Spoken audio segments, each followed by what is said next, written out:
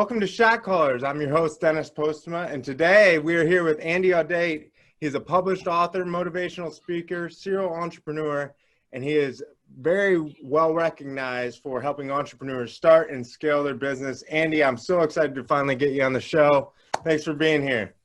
Let's go, baby. I'm locked and loaded, but I'm happy to be here as well. Yeah, well, you know, it's so awesome because watching you in this business, as you know, you learn to watch people. And you went from 0 to 60 in the amount of time that no one else that I've ever seen has.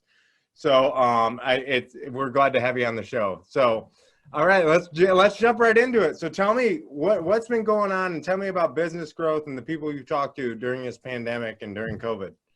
I mean, what I've recognized, man, and with what's going on in the pandemic has been challenging for many people's health, and I'm acute to that. I'm not. It's not like I'm not aware. However, for business growth online, in the online space, this is a prime opportunity. And the main reason is that because more people are home spending time on the telephones more than ever, giving us entrepreneurs an opportunity to get direct access to the mindset and the attention of our potential consumers right on their phone. Yeah, and the good thing about it is really, I tell all my clients to look at it. You can look at it the positive way or the negative way. Look at what you wanted to do. If you wanted to lose weight, if you wanted to get a certification, if you wanted to do any of those things, you can do it right now. And you can't blame time on anything because you have time to do it right now. So I tell people all the time, if you wanted to go out and be a life coach, if you wanted to do any of this, you wanted to write a book, what excuse do you have right now? Yeah, man, this is the prime opportunity to get those things done, but also this is a prime opportunity for you to grow and scale a business utilizing the support of a virtual team. I think that a lot of companies, like I just read yesterday, that Pinterest spent $89.5 million to break their lease on one of their offices in San Francisco because they're transitioning from being in an office space to being remote. So I really, truly believe that's the direction that we're going to be going in the next 15 years. Well, talk to our viewers a little bit about that, Andy. What advice can you give to entrepreneurs as far as like building a remote team and doing it properly? Because I struggle with that too. I mean, you know, so. Yeah, I think that it comes down to systems. Okay. It comes down to systems. So in my organization, it started with just Andy. And then we grew to 5 people and 10 people and then 15 people and 20 people and 30 people and 40 people. And it's because each person has a role in a growing system. Okay. And I mean, the pandemic, you know, doubled the size of my business as far as people, because of the system that we built. So what I think the biggest thing and if you want to go to scale your business and you want to grow from being a solopreneur or having, you know, 5, 10 people in the office and you're looking to grow it virtually, sure, the biggest thing is going to be putting a process for every single procedure in place and documenting it using a task management software and documenting every task. So when I need to do a cold call, I have the clear instructions there from the CEO himself or herself. Same thing from, hey, how do I do a Instagram video? And then the task management software, what it's going to allow many entrepreneurs to do is going to allow it to put other people in that position, because all you got to do is change one name to another person's name. And that new person is going to have literally the same instructions that the first person had, allowing you to grow and scale your business as people come and go, leave your company, or they go to different roles in your company. Okay. Well, and how has that worked as far as, and we're going to get into the progression conference and everything with that. I definitely don't want to leave our viewers without that, but how has that changed as far as, have you had to change a lot to virtual, or what's going on with as far as a progression conference and whatnot? So prior to the pandemic, I was operating out of an office. I had an executive assistant and I had 3 sales guys on the phones. Okay. And shifting post the pandemic, I went from, you know, a handful of team members to operating with 2 virtual assistants based out of the United States. So they're not working in the United States. Sure. And then I learned that what my in-person executive assistant based in the United States, who just cost me a little bit more than virtual, the person that was doing it virtual was doing the same work or even better than the person that was in person. Then and it costs me less because they are based out of the United States. Sure. Then because of the cost difference, it allowed me to grow and scale the business much faster. But how it's been working with the pandemic, I mean, I think more people are in a situation where they're at home and they're looking for work. So the entrepreneurs that are able to shift are going to find top talent in this day and age virtually, rather than being at, trying to get people who are willing and able to come to an office. So what advice, as far as that brings up a great topic. So what advice do you give to entrepreneurs? Because like in my situation, I have 300,000 things I feel like I'm juggling from day to day. And I like having somebody that I can run to their office and whatnot. How does that work into delegating, and how does that work for you? And what advice do you have, I guess, to entrepreneurs to try to get from that? Because I'm so used to, like myself, I'm so used to having this person on hand that I can go and be like, hey, I need this loaded to Instagram, or I need this. And how does that work for you as far as with appointments, sales calls? I mean, how do you get the delegation part down?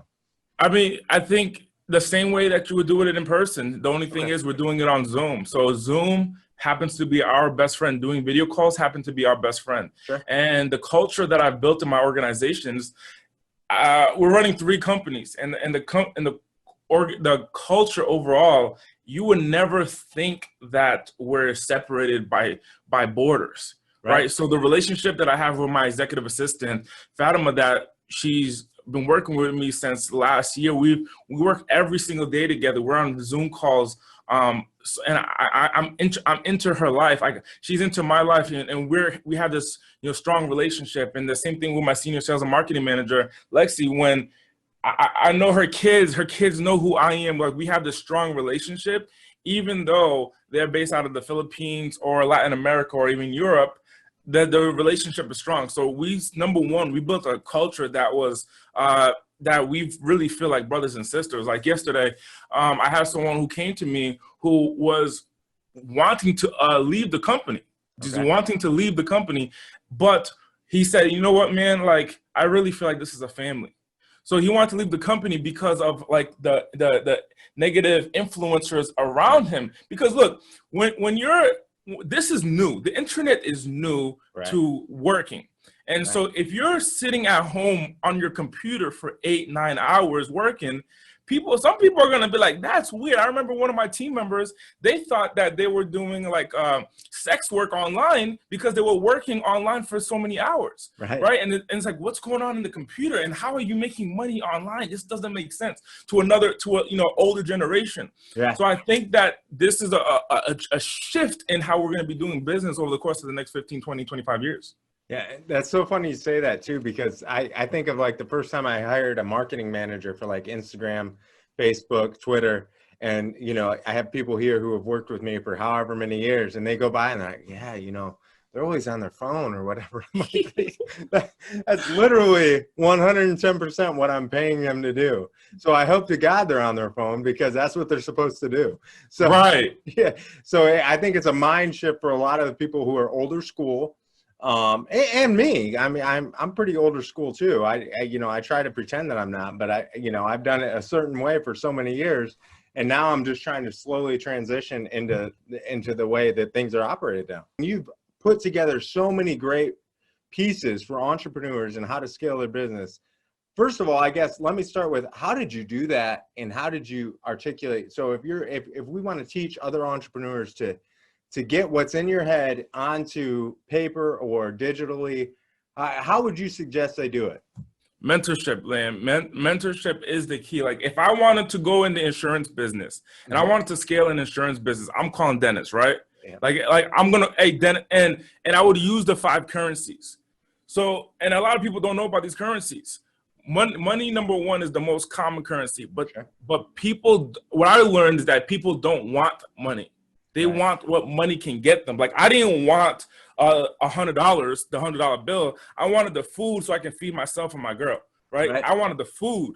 I didn't want the $100 bill, so I paid for groceries. Throw away the 100, give me the food. Yeah. I didn't want the $30,000. I wanted the car to be able to transport myself and see my friends, see my family, do business, and so on and so forth. Does that make sense? So money is the most common currency. However, people don't want money. So what do they want? Number two currency, they want knowledge. So I know that Dennis wants knowledge. So I can offer Dennis knowledge in social media. If I know social media, I can offer Dennis knowledge, and he'll exchange knowledge for knowledge. So if I'm going to give him knowledge on social media, he may give me the knowledge that I need to run my insurance business, right? Right. Number three, relationships. Dennis may say, hey, I'll teach you the game, but like I ain't going to do it for free. And I'll say, hey, I'll give you money. And Dennis is like, well, you can't give me money. I make enough money. I'm good. Right. Then, okay, who do I know that Dennis wants to meet? So it could be, if I said, hey, I have a relationship with Barack Obama.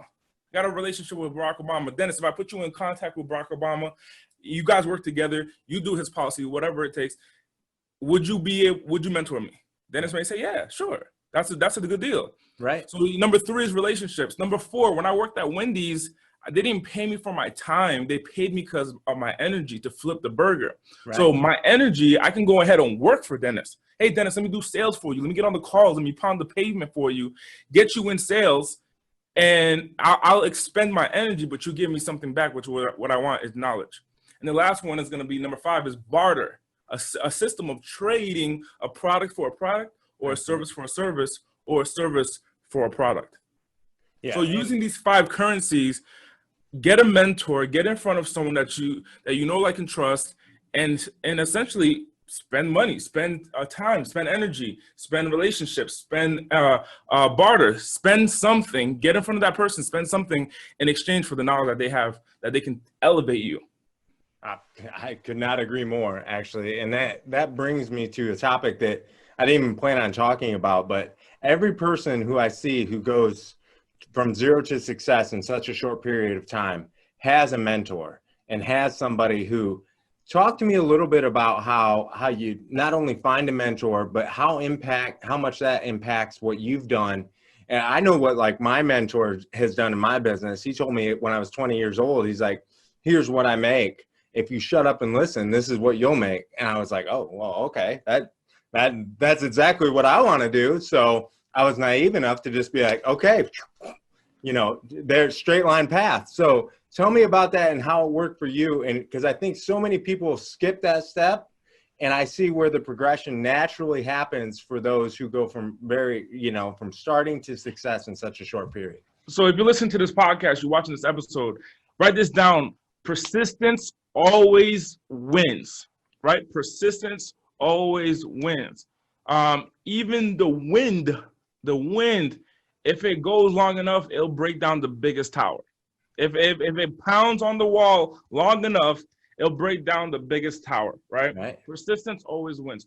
So I would find someone in the direction that I want to take my life, right? So if I want to look like Dennis, if I want to live the lifestyle that Dennis has, I want to have the type of relationships that Dennis has, I want to run a team like Dennis does, then look, there's information that I don't know, because you don't know what you don't know. So I would go to Dennis and I would say, Dennis, man, like, I would like to work for you. I would like to learn from you. And then Dennis is probably going to say, you're busy. Dennis running businesses, he's busy. Right. But if you continually go to Dennis time and time again and again, asking for the opportunity, at some point it's going to be easier for Dennis to just walk away and say, you know what, I'll do it, man, because it's easier for me to mentor you and work with you and teach you than you constantly coming to my door, you constantly sending me mail. And also, when you're going back, offer more value than it did the last time. So if I go and I just ask Dennis for a handout, essentially, and he's like, oh, no, I'm not going to do that, bring him a coffee. And then next time he says, I don't drink coffee. Okay, great. What do you drink? I'm not going to tell you, walk away. Bring him a bottle of wine. Okay, so like every next level, give him more value, all the way to the point that you're bringing him customers, you're bringing him clients.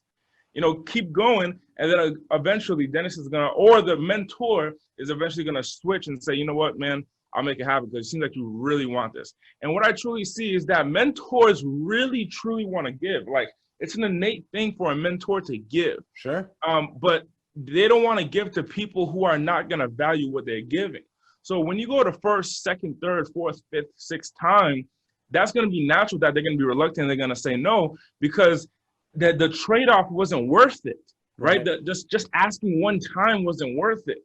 But when I see you consistently for 6 months, constantly asking, best believe that they're going to see the value. Your mentor's going to see the value, and they're going to trade off their knowledge for your energy or whatever it is that you're willing to give in exchange for the knowledge that they're going to give you. I love that in so many ways. That's, first of all, you're 100% right, because they don't want to waste their time. They want to see that somebody's actually going to take the knowledge and they're going to run with it. But also, I mean, you hear all the stories about your Jack Canfields and those who drove people at the airport and did whatever just to make sure that they could get in the car or get a little one-on-one time with their mentors. So I think that's a great way of putting it. Right on, right on. So tell me a little bit of, you know, with cultivating mindset and how that will lead you into progression. Tell me about that. And then we'll start opening up this progression conference and everything you're doing, all the amazing things, but let's start with that. I mean, like, progression conference is like one stream of what we really offer. Progression conference is a 1-day business event for people who are looking to start and scale their business. And I started that because I came from an industry, which was a cell phone industry, telecommunication sales. And I personally, in my organization, have sold well over 2,000 devices. And that's where I made my first $1 million. And I think it was unfortunate because I stopped there. I stopped at that point because where I come from an impoverished area on the East Coast, and where I was around drug dealers and gangbangers and gang activity. And for a Black kid who was 19 years old, the number 1 million was like this big idea. And then once I made it, I realized that that's $1,000 1,000 times. And you can easily make 1,000 mistakes if you are big-headed, right? So I was big-headed, and I made more than 1,000 mistakes. So when I came from this industry, but I generated income. I made money that changed my life, my team members' life, my family's life, my mom's life, my dad's life, my little brother's life. I changed the circumstance that we were in. But when I got out of the East Coast, I left the East Coast and I moved to the West Coast, because the first thing you do if you live on the if you live in the Northeast in like a challenging environment, the first thing you do is you make a little bit of bread, you move to California. I've seen it time and time again, right? You just, what's in California? I don't know, but I got the money to go. So I go live in a luxurious, what was that? I'm headed there. Yep. Let's lock it low, man. I can't wait for you to get to the West Coast, man. And I have this little bit of bread, and so I'm living, you know, in luxurious apartments, the whole 9 yards. I got maids who clean I'm literally living this lifestyle. I never would have thought that, cars and the whole 9 yards. But I was never flashy. I'm still not flashy. But what I learned was that the peace that I had, not everyone had that peace. Sure. And I think the key was the idea of going from one place or one mindset or one circumstance or one environment and getting to another. The solution wasn't for me to take a big stride between from point A to point B. The solution for me to get to the position I wanted was to just progress on a daily basis. Just get better every day. And eventually you'll turn around and you'll see the progression that you created. So one of the things that we do on my team is that we have a thing where we call acknowledge your progression. So we ask team members, hey, since you started here, how have you progressed? Right. Oh, I made X amount of dollars, or I bought this thing, or I bought that thing. So acknowledge your progression. So I acknowledged my progression, and I realized it was a progression on a daily basis. And I realized that I had some certain knowledge in a certain relationship. Like, hey, I can call Dennis and say, hey, Dennis, would you like to speak? Share with us how you grew your enterprise. Hey, I can call Les Brown, or I can call, so-and-so. Like get in the space. Right. And I recognize that God has been leading my path. It wasn't even me. It was a God thing. So I'm hosting the progression event, and then Tony Robbins walks into the place. And I'm going to Tony, and I'm like, dude, I'm 23. When you started, you were 22. Yeah. This is so surreal. This is like, thank you for, and it wasn't even the fact that Tony Robbins was there. I feel like it was a God message saying, hey, in the future, I want you to recognize. Yeah. Just by shaking his hand, giving him the hug that I gave him, gave me the mindset that, hey, we're transferring something. There's Right. something that's being transferred. And I mean, so I host this event where I teach people how to start and scale their business so that way they can experience that freedom, so that way they can take care of their family, the people that depend on their success. That's all. That's terrific, and I can't even imagine what what it felt like when Tony Robbins walked into your event. I can't, he's transformed so many lives. It's just, he's the old school mentor that you always want to have. So tell me about this path that you've had, or advice even to fast success. I think, I think for me personally, I wish I had a little bit more challenge in the beginning. Okay.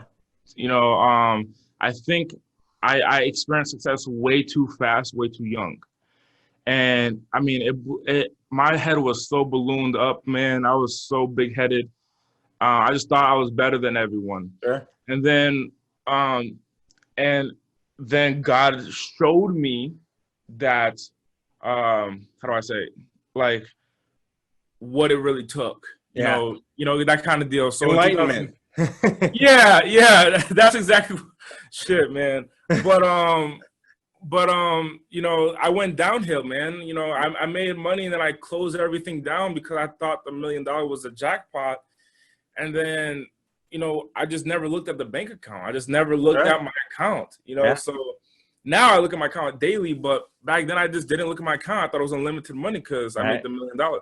And then fast forward after a year, I wasted it. I threw it all away.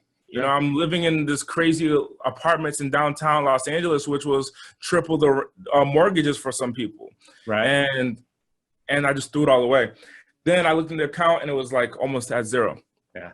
So I had to rebuild myself within 6 months. So, but the great thing that I found, man, is that there's a system and it goes around mentorship. So the first thing that I did when I saw that I was nearing zero was that I went and I found myself a mentor in California. So I left the East Coast. My mentor who showed me the business of the cell phone, I knew the formula. So I went and I found myself a mentor and I said, show me the game. So I went out and I sold copiers. That's the first thing I did. I did it for like 30 days. Okay. But I went out and I sold copiers and I just, I got him sales. I was literally in the first month, I broke records. In the first month, never seen before in that organization. But I went and I dissected as much data as possible. This was 4.5 years ago. And still to this day, it's not like I just went and did sales for a month and left. Like I still have a great relationship. The CEO called me 2 days ago and we're still talking about, hey, what's next to come in the new economy? So the first thing I did was I got a mentor, showed me the game. 30 days in, I went out and I bounced back financially, right? So I got back in the 5-figure range. Yeah. And then I took that money, went and started a new enterprise. I love that you say that because the formula is so important for all our viewers who are watching. The formula is you knew what it was to go from zero to success as far as in cell phone sales or whatever, changing it to copiers and doing whatever. That really, you have the formula. You knew you were a success over here. If you took that skill set and moved over to the other side and did something else, you knew it was going to work. Yeah, I think if you come in with confidence, and you were just bold, you just bold and look, success is inevitable if you know the formula. If you know the formula, I mean, Dennis, I put you in Africa, man. Give you a year and a half, man. It's not gonna be this. You're not gonna be the same position, right? You put me in Canada with $0. I'm gonna come around. Next thing you know, you're gonna see me on Forbes, right? So there's a formula. I couldn't agree more. I love that you said that. My mentor used to say, give me my briefcase, drop me off wherever the hell you want to in the United States. We'll do this. And they actually took me, like I'm from Ohio, Northwest Ohio.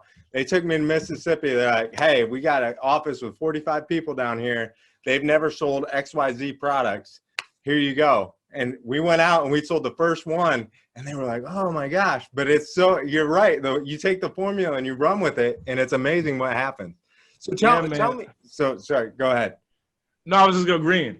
Yeah, no, I was just going to say, tell me about, so I'm all about self-help and constant improvement.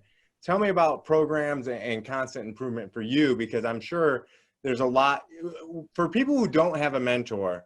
or don't have those 5 people that they hang out with that are great. Talk to me about programs and constant improvement, because now with being an internet age, we have all those at our fingertips. So talk to me a little bit about that. So programs, like I'm always investing in myself. So 4.5, 5 years ago, I get an opportunity. Dude, you know, I made a decision to become a speaker because I realized that was the gift that I had, which was performance. So I became a speaker, and right after I decided to become a speaker, like literally within a moment's notice. And this is why I share, you got to make a decision. You can't willow and dibble and dabble. Right. So literally, I'm laying on my bed. I had this idea of me speaking, and I'm 21 at the time. Like, that's the thing about having success at a young age. Like, all these numbers that I'm sharing, the age is like all young numbers, you know, compared to my counterparts. So I'm 21. I say I want to become a speaker. Like, I want to give, but I remember having this doubt, which was, hey, dude, you're 21. People are gonna, you know, judge you and say stuff about you, the fact that you're young. So, but I didn't care, you know, because of the confidence that I have. So I decided to become a speaker. I go on Facebook, how to become a motivational speaker. Facebook ads start, you know, populating on my Facebook about, you know, this is how to become a speaker. It's crazy. Then I get a call. I type in my information on a Les Brown website, the motivational speaker. And I get a call from someone, and he's like, hey, would you like to join Les Brown's program? It's 9 online courses, and then you get calls once a week. It's $5,000. I told the guy, like, $5,000 is a lot of money for just videos. Like, I go on YouTube and watch videos. But what I learned is that the relationship is key. So there's going to be a group or community that all paid $5,000. I mean, it's a no-brainer to be in this community. Forget the 9 videos. You would have paid $5,000 for the community. I never watched the video. Yeah.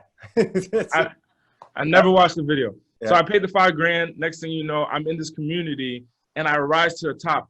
I think that the reason I rise to the top in any area is because I show up.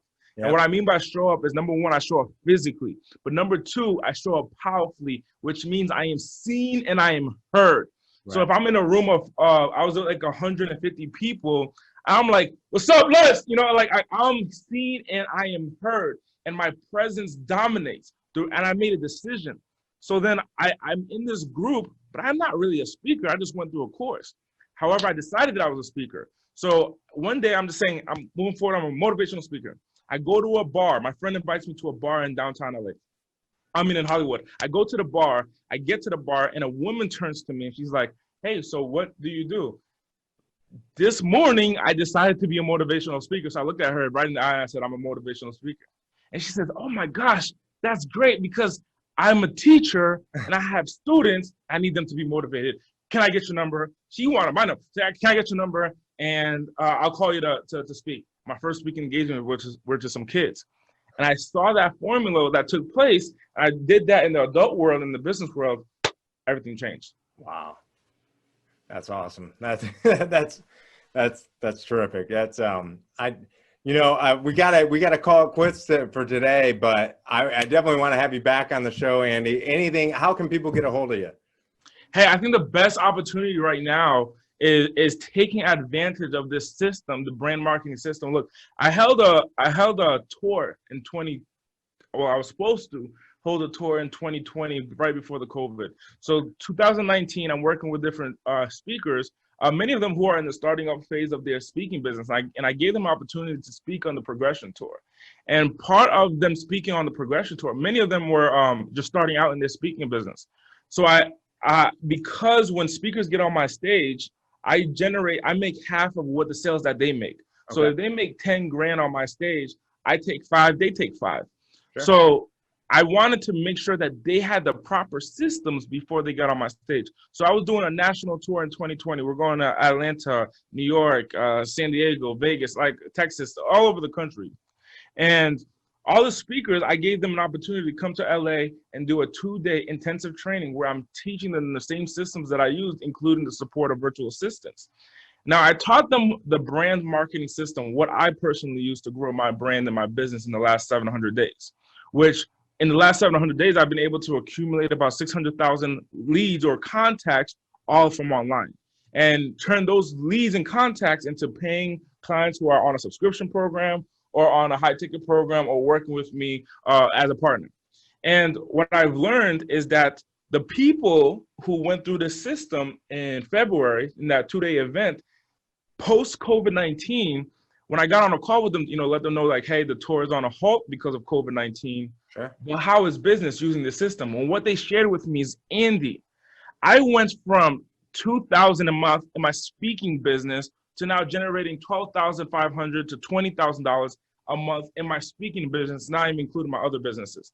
And I try to find out like, okay, my business grew. What helped your business grow? And it was the common denominator that I shared at this 2-day event, the Brand Marketing Summit. So after the learning this from these speakers that were speaking on my national stage, their business was literally booming in front of them. Many of them leaving their businesses. Like you're talking about lawyers that are like, I'm not gonna do law anymore. I'm making more money as a coach and a speaker. Leaving their businesses, what I decided to do was host this training over the course of 2 days called the Brand Marketing Summit, the virtual Brand Marketing Summit. So next month, I'm gonna be hosting this training, and I invite your audience to come in. And the way to be a part of this training is to go to joinbms.com. So if you're listening, if you're watching, go to joinbms.com to learn the brand marketing system that revolutionized my life. Because what I learned, Dennis, is that if you get 100 people to know you, a percentage is gonna do business with you. So out of 100, let's say 10% purchases my product. So that's 10 people. If I grow that number from 100 to 1,000, 100 people will buy. If I grow that 1,000 to 10,000, 1,000 people will buy. If I grow that 100,000 people that know me through my marketing, then 10,000 people will purchase my product. So if I scale the amount of people that know me, I'll get more people to buy my product. And the way that we scale the business is utilizing the support of virtual assistants who can run my business completely autonomously without me needing to be there. And I teach every single person that at the Brand Marketing Summit. So if you're interested, go to joinbms.com. Yeah, thank you very much, Andy. That's awesome because I think so many people could use that. Definitely check it out. Anything else you want to add before we go? The opportunity is in the show, brother. Thank you so much for having me on your show, Dennis. Oh, thank you, Andy, and we appreciate it. Thank you for joining Shotcallers. Take care. Right on.